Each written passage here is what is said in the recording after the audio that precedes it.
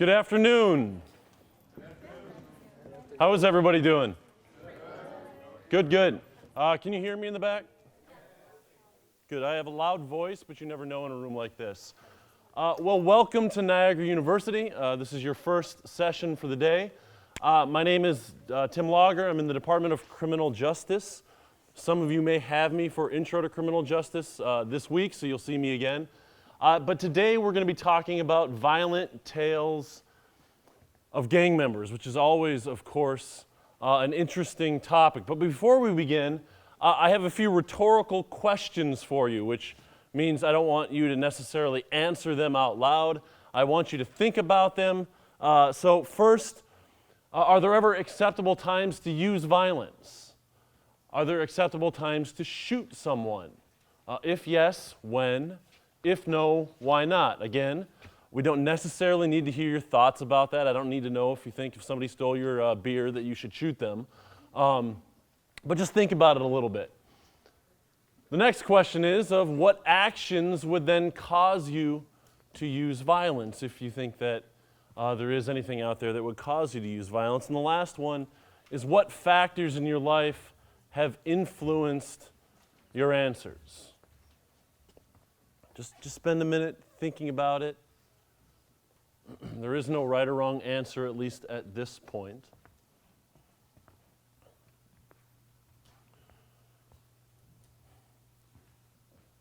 One of the things I'm going to touch on as you sort of think this through a little bit is that our understanding of violence and our understanding of when violence may or may not be acceptable is partially contingent upon the cultural experiences that we've had.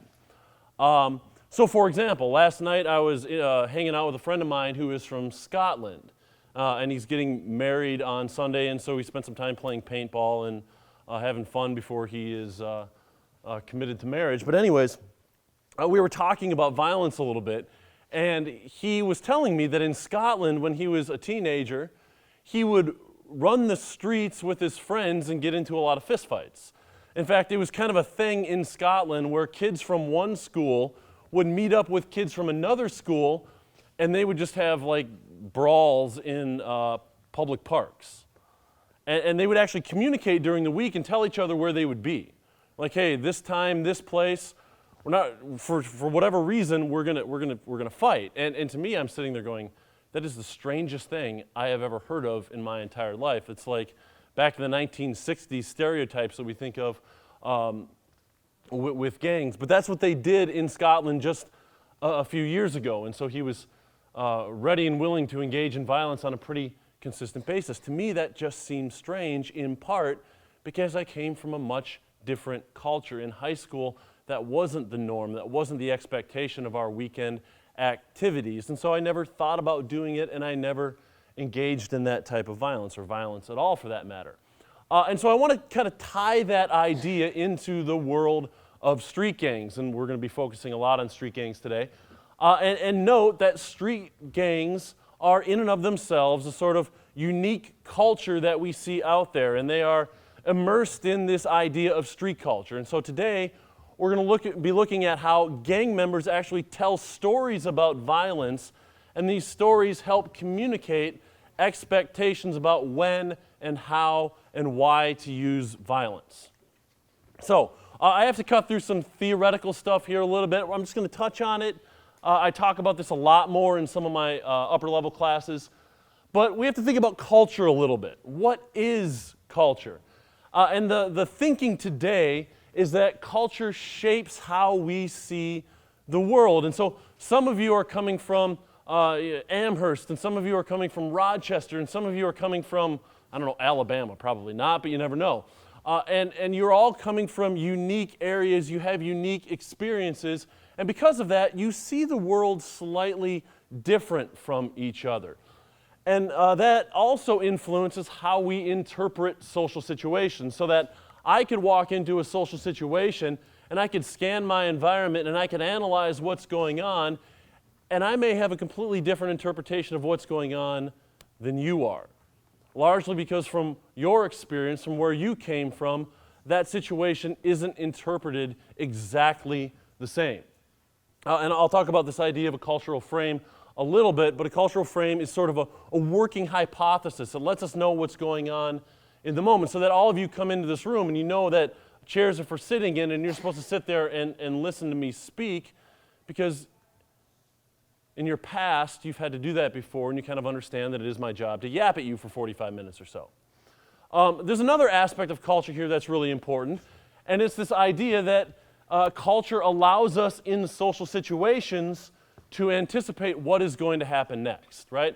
So if I interpret a situation this way, I begin to anticipate how my actions will influence what's going to happen next. Without that sort of cultural repertoire, we become clueless, we become lost, and we're not really sure about how we should interact with people or how we should go about things. And so we all negotiate culture on a day-to-day basis, and when we are in a cultural system that we're comfortable in, it's quite easy. When we're in a cultural situation where we're not comfortable, we're asking ourselves the question, what does this mean? What did that person mean by this? I don't understand what's expected of me in the moment, and so I'm not really sure how to respond to get a good result. And we have these cultural toolkits. And quite honestly, this is something that you're going to be going through at NU here, especially for the first month or two, where you're in a whole new group of people, you're in a whole new school system, you're not so sure about this college thing, and it is your job to kind of figure out what's going on. You know, what does this mean? Why did that person say this to me? We all have to go through this.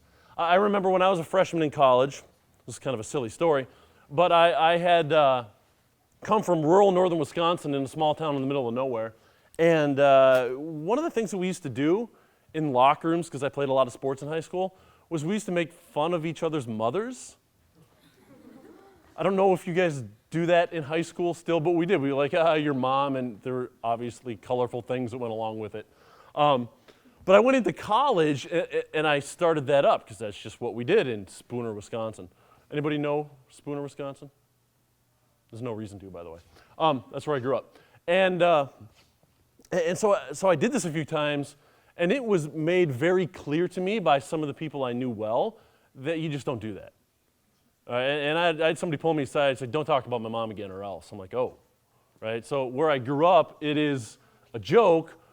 In this new setting, not so much of a joke. And so I didn't have really a good cultural toolkit to kind of figure out what was going on, and I just had to learn. I went through something very similar 2 years ago when I came to Niagara. I was at Mercyhurst for 4 years, a very similar institution, a Catholic institution, similar students, similar class sizes. But I spent my whole first year going, oh, what does that mean? I don't understand. I'm confused because I just didn't have a clear understanding about how the Niagara culture, the criminal justice culture, worked on campus. And so I had to adapt myself a little bit. Now, that said, a lot of us have diverse toolkits. We're comfortable in numerous settings. So I could drop you off in this location and you can handle it, you're fine. I could drop you off in another location and you're comfortable with that. And as you grow and experience more things, your toolkit becomes more diverse. But there are some areas, there's some social situations that I could place you in and you're lost. You are clueless. You don't understand what things mean, what people are talking about, and you don't understand what is expected of you in those situations. And so that leads me to this idea of street culture. I am guessing that the vast majority of you sitting in here are not too familiar with the idea of street culture. Some of you might be, but a lot of you probably aren't. And I'm not going to be able to go through this. It takes me a couple weeks in class sometimes to go through this. But street culture is somewhat of a unique cultural system that has some characteristics here. And these are all what we would call cultural frames, ways in which people view the world, and it shapes their understanding of how they should conduct themselves. So for example, legal cynicism at the top. There's a fundamental understanding in street culture that the police are corrupt, or apathetic, or incompetent. I'm guessing that those of you who are not from the streets don't necessarily share that viewpoint. You naturally trust the police. You may find them irritating when they bust you or something like that, but you don't have this sort of fundamental assumption that they are corrupt. In street culture, that is very prevalent. Fatalism, another really interesting one, right? early death is inevitable. Imagine you're 16, 17-year-old male running the streets at night, and you generally assume that you're not going to live to the age of 25. Welcome to the streets. It is a central component to street culture. There are other things in here: respect, sex games, the idea that heterosexual relationships are a competition that can be won and lost. It's not about mutual respect or anything. But what I really want to focus on today is this idea of the violence script. And a violence script sort of communicates to individuals in the streets when it's appropriate to use violence. And it's tied in to some of these cultural ideas, which I'll show you here in a minute. But when you look at some of these ideas, you're going to say, wow, a lot of you are going to say, wow, that's a lot different from how I grew up. And gang members are heavily immersed in these ideas. And as we're going to see here, they spend a lot of time talking about those ideas. And so scholars have spent a lot of time studying street culture. Obviously, I can't get into it a lot today. But one of the things that we look at is how it gets transmitted from person to person to person, which is really what I'm looking at. And so we're going to look at stories. Stories are a great way to communicate cultural ideas. And now this is in relationship to violence. It's a great way to talk about when and why and how violence should be used. And so what I saw in the streets of Indianapolis when I hung around with gang members for about 18 months is they would just sit around and talk about their violent stories. Oh, at this time, at this point, this happened, and I did this, and so on and so forth. And you have to remember something about stories, because you all tell them, right? They're not necessarily factual. They're embellished. They're exaggerated. They're told in a way to make you look good and somebody else perhaps look bad. And it highlights what is really important to these kids in respects to culture. So the first story that we're going to look at, I have 5 of them here, and there's a lot of colorful language in this data. I've edited it a little bit, but you can read it. I probably won't read it out loud. But it looks at this idea of when violence is justified. And you're going to see here that there's a pretty clear process. It begins with an insult, an act of disrespect, where one person says something that is perceived by another as being disrespectful, and it triggers this idea that violence is now a possibility. The individuals then clarify the insult, and the person who initially insulted them refuses to back down. He continues to insult, continues to threaten. And so the storyteller is then compelled or forced to engage in violence. And this is a huge thing in the streets, that if you are disrespected and somebody continues to push it, there is an expectation that violence is highly probable, or it should be done. And so here's another aspect of the story. The storyteller's actions, and this is the case in all these stories, is always rational, it's always reactive, it always makes sense. Well, of course I did this because this is what this other person did. The victim's actions in this story are always irrational or foolish and deserving of violence. Now, we're going to look at some recorded conversations between gang members. Yes, I'm standing out in the street corner with the tape recorder on. Lots of vulgarity. You're all grown-ups, right? You can handle it. The other thing I will add is when you see brackets around the word boy or man, honestly, I took out a racially insensitive word, and I didn't want to read it. So you can fill that in. That's a word they use a lot, and in class I put it up there in presentations, but it's videotaped. I don't know. I just didn't put it in. Anyways, so 2 primary guys here, Labo and Shawn.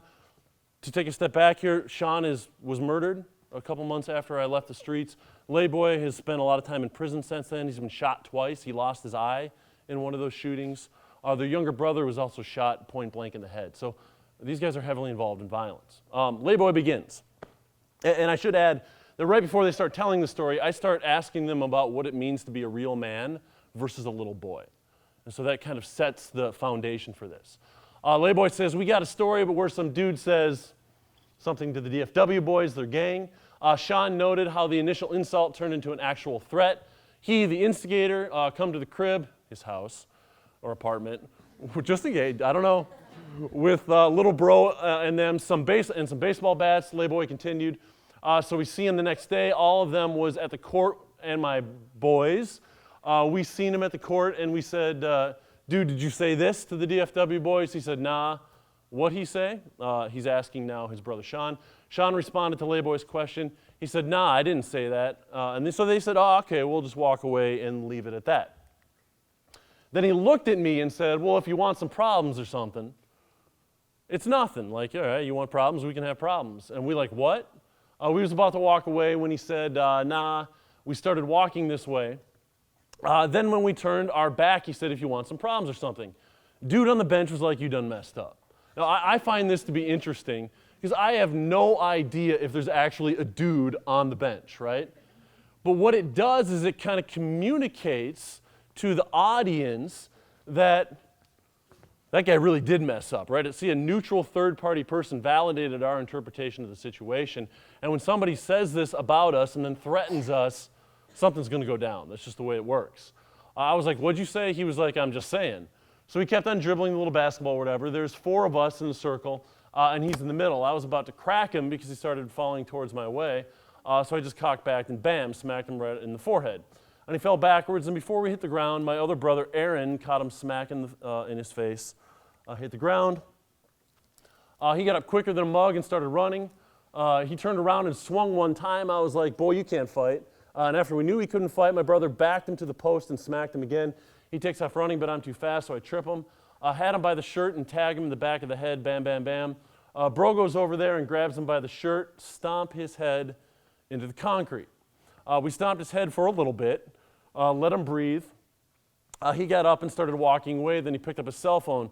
We like, who you calling? Now, is it just me? Or if you get your head stomped in the concrete, are you going to get up and get on your cell phone? My guess is no. Now, I've never tried it. I've never had it happen to me. But I guess you're in trouble. And the point here is that when you tell stories, you exaggerate what is most valued in your culture, right? You don't exaggerate the things that are irrelevant or the things that you're ashamed of.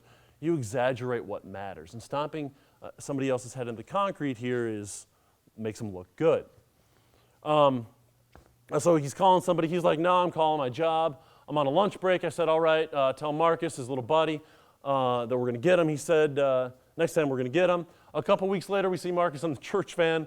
So we stop the church van and tell him that we want Marcus, trying to snatch him off the van.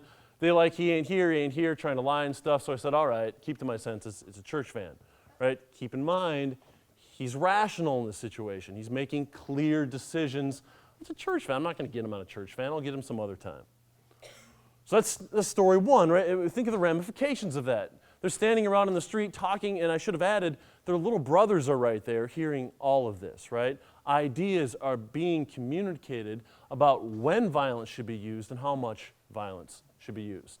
So let's jump to story 2. And I'm keeping this in just with few people, largely because you can see ideas kind of translate over time and just with a few people. So the second story here is then explaining victimization.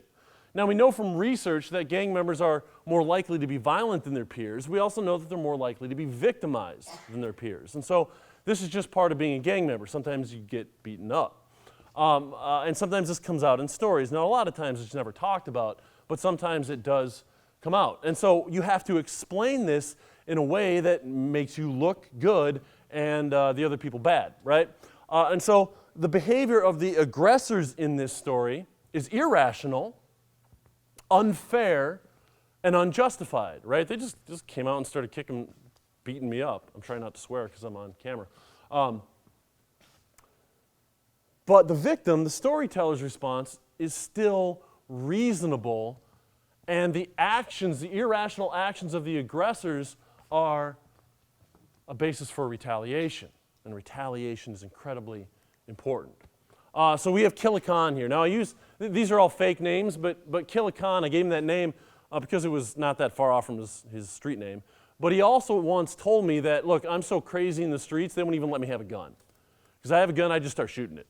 I'm like, all right, I'm going to give you Killican as a name. So that's kind of his public persona. He says, I went to Sutton Place, which would be an apartment complex, and there's 3 females walking past me. I start hollering at them, right? What's up, you all? They're like, yeah, we'll come chill with you. So they left, and they're like, we'll be back. And they came back with these boys, start rolling up in cars, and everybody start walking up talking about Hawville. Now, Hawville's a west side hood of Indianapolis. It's an actual name. I ain't thinking nothing of it. These boys ain't nothing. So he's kind of negatively evaluating them. So I'm with two other people in the car.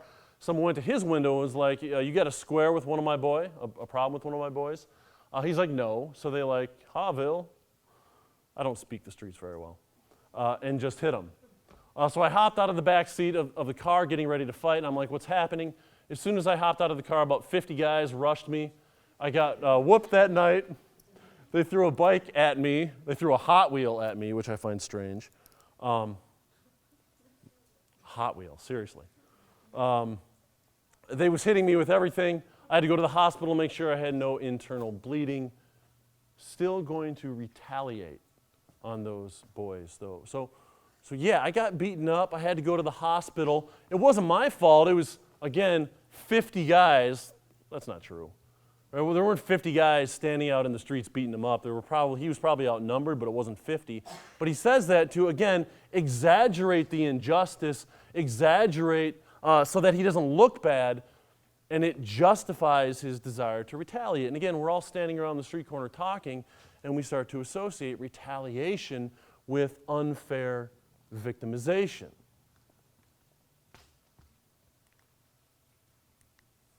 There we go. And this leads to another story. Different time, different location. Some of the same people are standing around, but it now is about violent retaliation. Now again, most of us come from cultural settings where, all right, if somebody wrongs us, we feel a lack of justice, we feel anger, we don't pick up a gun and start shooting, right? But these ideas do spread in the streets. And so again, the storyteller here communicates a willingness and ability to use violence. That is a huge thing in the streets. You want to create this public persona where you're tough and you're willing to use violence, whether or not you use it or not.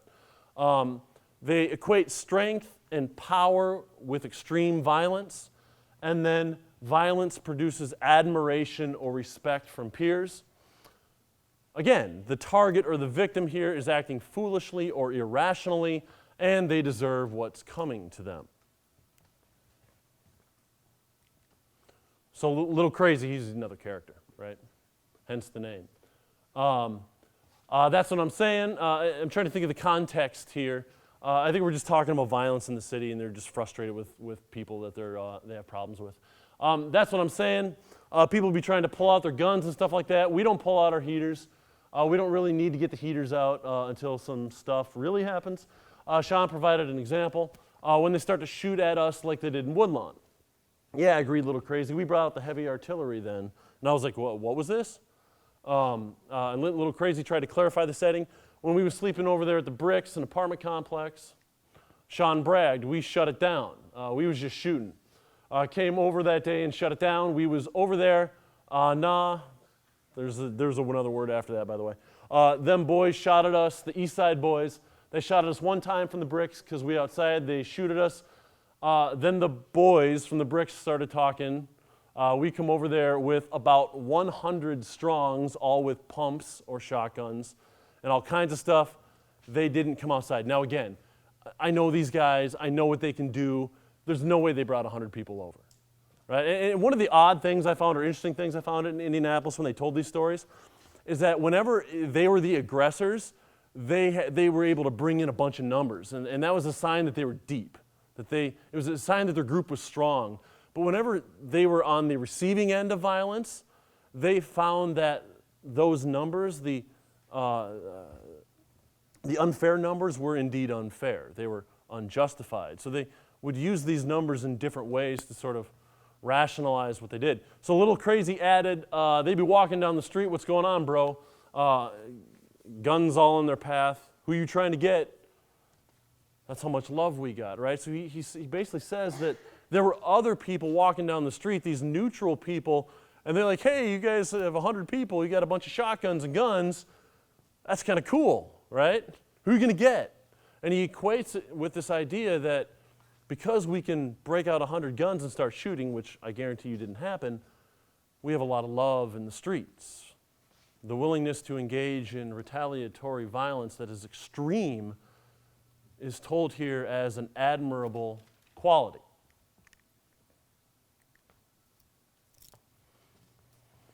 And so this leads to story 4, and there's some really interesting things here in the next 2 stories, because events happen in the streets where somebody is placed in a position where violence is expected of them, but they don't engage in violence. And so individuals have to then tell stories about that to continue to make themselves look good.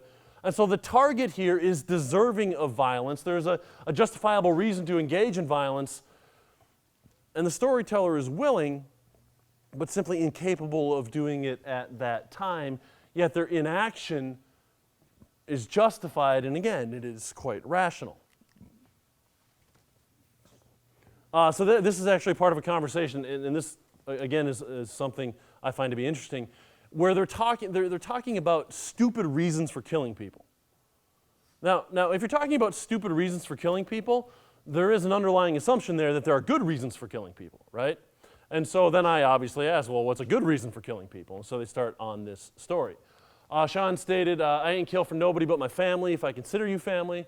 Yeah, agreed, Chris. You my friend, but if you get shot, I'm going to be mad. And then I asked him this question. When your brother got guns pulled on him, did you guys come back? Referred to an earlier incident. Shawn and Labo both responded, oh, yeah. They call, we ride, affirmed Shawn. Labo began to tell a story. One time we all had guns in our hand. Shawn added to the emerging narrative. I had a 12 gauge, the big boy. We drove up to the door, stepped out of the car. You know, it was nothing. You got to think twice, Labo interjected. If I kill this man, again, these are 16 and 17-year-olds. How many of you at 16 or 17-year-olds are thinking about these things? They call, Shawn continued the story by recounting how his social ties inhibited his group from killing the rival. We at this man's house right now. We in front of his crib. My brother's cool with his brother, though. But it was his big brother that was violent. So you think of this. Is he going to let you come in there and kill his big brother, his boy? You his friend. You've been real cool for years, but he's going to help us kill him? No, he's not going to do it. And if we kill his brother, we have to kill him too. Labo then added another constraint. If we're going to kill him, then we got to kill his mama, assuming his mama's in there. Shawn agreed and mentioned another constraint. Then you got to think about who you tell. You didn't say where you were or why you were going over there, so now a person's like, dude said he was going over there earlier, and so he probably did it, so they're going to get him too. The police are going to get him. Yeah, they'll get everybody warned, Labo. And Shawn added, if you would have been alone, it would have been a different outcome, basically admitting they would have shot somebody, killed somebody. Some of them, other individuals in the streets, are dirty. Some of them are crooked. They try to get you, man, responded Delron, somebody else standing there. Who would have pulled the trigger? That's my question. Not sure if it was a good question, but it's a question. Shawn responded, who would have pulled the trigger? We all would have been pulling that boy. If everybody together, we all going to shoot, added Delron. Again, this is a story that communicates a willingness to shoot. And this last line, to this day, it's been years since I've been on the streets, just gets me every time. We're not shooting in the air, clarified Labo. We don't waste bullets. Some people do. It's called studio shooting. You just start shooting in the air to look tough. Delron added, that's what we call stunting right there. That's a cultural term, a stunt. You pow, pow, pow in the air. That's it. That's how it is in the Meadows, an apartment complex. And then Chris chimes in. It takes a real man with a lot of guts to kill somebody. Now, again, the word is not man. It's the N word. But it's basically the same thing in this context. Think about that. You're 15 years old talking about it takes a real man with a lot of guts to kill somebody. Powerful messages that get spread across the streets. And so this brings me to my last story as I set up something here. And it's this idea of imposters, right? The last story talked about justified inaction, but there's also this thing in the streets that talks about wannabes, imposters. There's a whole host of words about this phrase. And it's individuals who engage in unjustified inaction. They are in these situations where violence is justified, violence is expected, and yet they back down. They're not willing to use violence, and so they use this term that isn't very good in the streets. If somebody calls you a wannabe, an imposter, and there's a whole host of more colorful terms that you could fill in there, it's not a good thing, and it severely damages your reputation in the streets. And so, again, this is a continuation of the last conversation. And so they say, copying is another way to get you hurt, declared Chris. You got to come up with your own thing. Imposters, mocked Shawn. Delron agreed, nowadays you got to come up with your own stuff, Shawn added. Now you can't be like everybody else. It's not like going to work, because you got to try to be like them so much, and then you get caught up in the traffic, you just got caught up in the street life. It's getting too tight, you can't fit in, said Chris. Shawn then told a third-person story about inaction that contrasts this idea of real men with imposters. Now, it's third person, so he's standing there watching, he's not involved in it, but it communicates kind of the how pathetic people are if they're not willing to use violence. If they can't see it by now, it's time for you to stop. You see 5 murders in 24 hours, it's not even hot yet, so everybody ain't even outside. And if my memory serves me right, we're standing in a parking lot, and a murder had just happened a couple days ago, about a half a block away, and they had pointed that out to me. Wait till everybody gets outside. There's conflict everywhere. I've seen dudes from 50th and Post get into it with a few dudes from Chicago at the Expo. The Expo is a business gathering where a lot of kids come in downtown. 50th and Post is interesting because if you're in Indianapolis, Post Road is a legitimate hood, but 50th Street is a little too far north for you to be taken seriously. About 42nd Street is legit, 46th Street's borderline, 50th, he's saying something there. So everyone from Post is strapped, and only one dude from Chicago is strapped or has a gun. He come with a big old 45. He sit there right in the middle of the street in front of all of them. He said, if you haul hard, shoot me. They all just sit there. Shoot, dude told them to shoot. Shoot him. I ain't going to shoot him. You shoot him. Shoot him, shoot him. He's sitting there like, shoot me. Which one of you is going to shoot me? There's 50 guys on 2 of them. I told you guys you wouldn't shoot me. And they all scared. And he sat down. He sat down, agreed Labo. He sat down like this. Shawn continued. He put his thing up, sat down, and put it on his lap. Shoot me, shoot me. They all just sat there and walked around and left. This, to Shawn, is an insult. That somebody is begging you to shoot them, aggravating you, and you just kind of walk away. Shawn would admit to me sometimes that he went out to parties and would slap people in the face, other guys, and be like, what you going to do about it? And they wouldn't do anything. He'd be like, yeah, that's what I thought. Right now, of course, Shawn got shot at a party. And so in the end, it didn't serve him very well. But this is the idea, right? You have real, you have fake. Real people in the streets, real men in the streets, follow the violent script as expected. The imposters will talk the talk, but when push comes to shove, they're going to walk away. And they're imposters, they're wannabes, they're fakes. It's a huge insult. So to bring this all back a little bit, to give you a conclusion, keep in mind that I'm talking about the transmission of ideas, the transmission of cultural ideas that influence how you interpret situations and how you anticipate what's going to happen next. And so these stories follow a script. A script is sort of the unfolding of events as you can anticipate them that organizes cultural frames or cultural ideas, like an imposter, and establishes expectations for when to engage in violence, the intensity of violence to be used, and the consequences for inaction. Now, as I read this next part, I want you to think about 15-year-olds. I think some of the people listening to these conversations were 13. And realize that this is how they view the world. In short, extreme violence is the expected response to the improper, illogical, and disrespectful actions of peers. Right? So you're going to walk into a situation, somebody's going to disrespect you, their actions are unjustified, your mind suddenly says, you know what, violence is going to go down here, and if I don't respond appropriately, I'm going to be looked at as an imposter. Violent victimization merits retaliation, and lethal violence is warranted when friends or family become targets of gun violence. Violence authenticates masculinity and produces admiration or love from peers.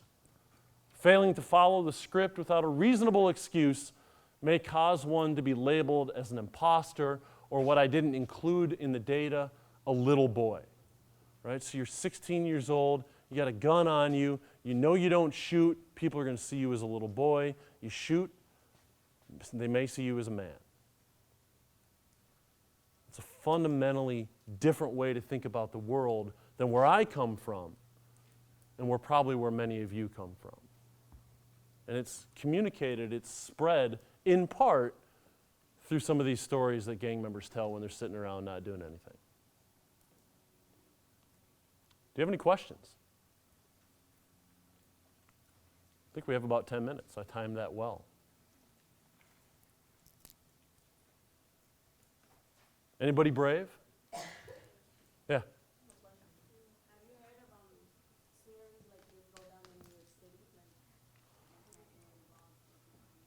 So have I heard about situations like this? Yeah, that's a really good question. So with the idea of street culture, we've done studies in Philadelphia and Chicago and now Indianapolis and St. Louis and some in the New York City area. And street culture seems to be pretty consistent, right? Every city has its own flavor, its own personality. And so a lot of these ideas would be consistent, I think, in a lot of different areas where street culture tends to be more prevalent. When it comes to stories, this is an article I published this year, and I haven't seen anybody else writing about it yet. So it'll be interesting to see if others sort of validate similar experiences. But a lot of the concepts seem to be consistent in multiple cities. Go at the top.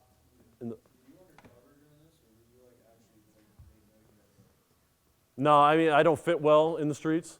But it's a really good question, right? How do I access the streets? Honesty is the best policy, so I just walked in and told them what I was interested in doing research on gangs. I'm interested in writing a book. And then when it came to how I interacted with them, I just tried to interact with them and treat them how I would treat anybody else. With that, there were a few people who didn't want to talk to me, who thought I was a snitch or something, and I was like, okay, no problem. Yeah. Have a question? No? Okay. Yeah. Did you ever witness any murders or anything? I didn't witness any murders. I didn't witness any violence, and if I had, I actually have to report it. I did unintentionally drive them to a conflict. Naively. It was just one of those days where we always go to that spot, and they're like, hey, just go there. I'm like, all right, no problem. And fortunately, nobody shot anybody. Yeah. Were you ever afraid of telling the police back out? No.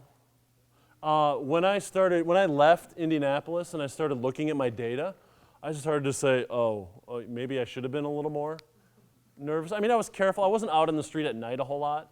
A lot of it was afternoons, and not enough to know what was going on and to know these guys. But one of the things that you come to realize with gang members is they're very much like normal kids, if that makes sense, even though they engage in a lot of violence. But most of what they do on a day-to-day basis is not very violent. It's not exciting. It's really boring.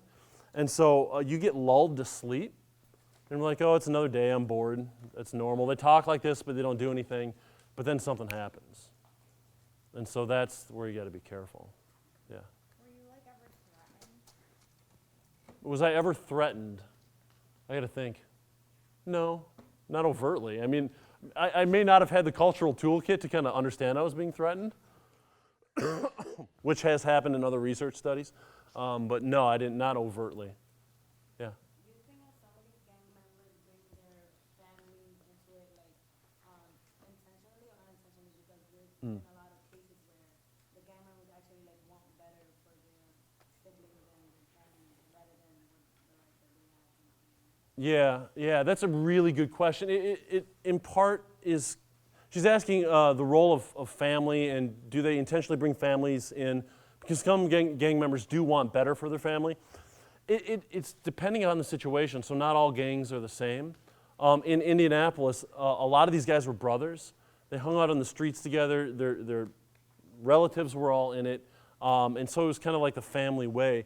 But yeah, you can get into other situations where you have an older gang member who's like, no, don't get into the life that I'm in.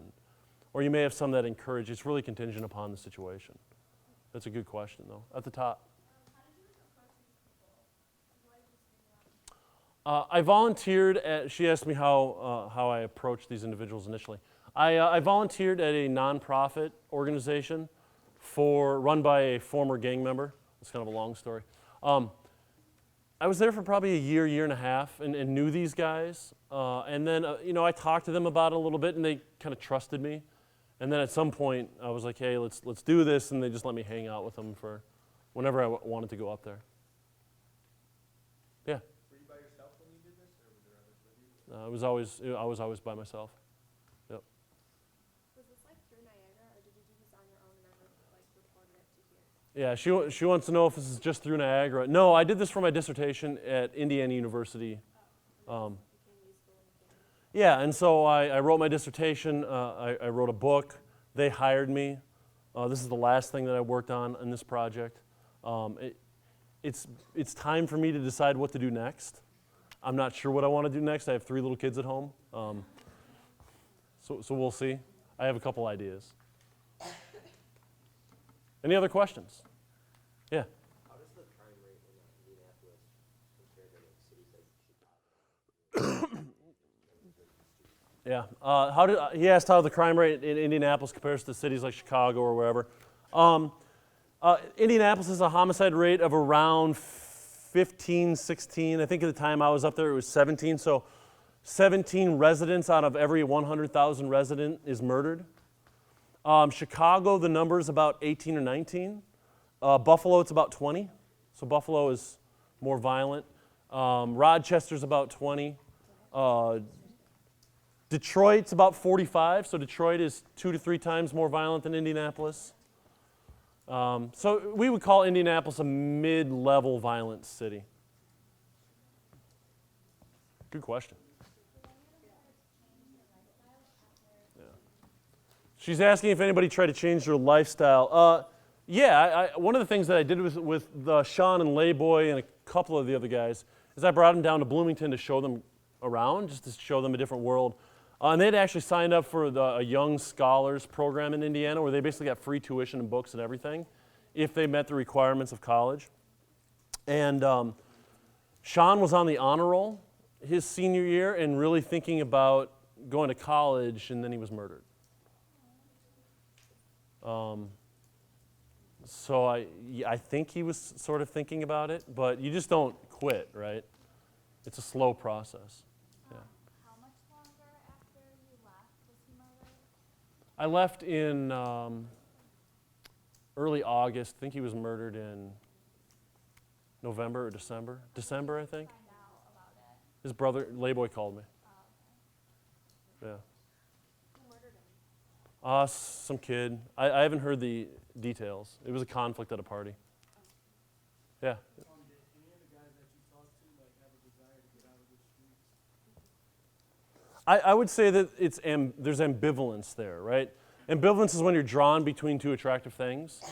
And almost everybody I talked to was really drawn to the streets, and they were really drawn to other things. And when I brought Shawn, especially down to Bloomington, I talked to him in the car about that a little bit. I'm like, look, if you come down to Bloomington, nobody's going to care who you are. That reputation you built up in the streets isn't going to matter. You start talking about gang stuff, you're going to get kicked out, or people are going to kind of socially isolate you. And that's a big deal. You go from being big man in the streets to irrelevant. It's a little bit like elite high school athletes who don't play college sports. I mean, obviously there's some differences there. But he would become irrelevant, and that would have been interesting to see him struggle with that. Yeah. Did any of them ever explain what it would take to get out of the game? What it would take to get out of the gang? No, they weren't at that point. Actually, there's a ton. The research on that issue has exploded in the last few years, and so we're just starting to get a better feel for that. A lot of it has to do with powerful social connections, getting tired of gang life, having opportunities to leave. Yeah. One more question, and then we're done. Do you just like the young guys that you were talking to? Like, what about the older guys? Yep. Like, looked up to anyone? Yeah, I interviewed 55 people in total, and a lot of those, not a lot of them, but I don't know, 10, 15 of those were kind of the OGs, the original gangsters, sorry. And then I hung out with these guys the most. They looked up to their older brothers. They had an older brother who they called when I drove them to the gang conflict and somebody threatened them with a gun, they called his big brother, and the big brother came with a shotgun. So yeah, they had those connections. Their older brothers weren't too interested in talking to me. So they were fine with me, they just weren't interested. All right, great questions. Good to see you all. I'm sure I'll see some of you later this week.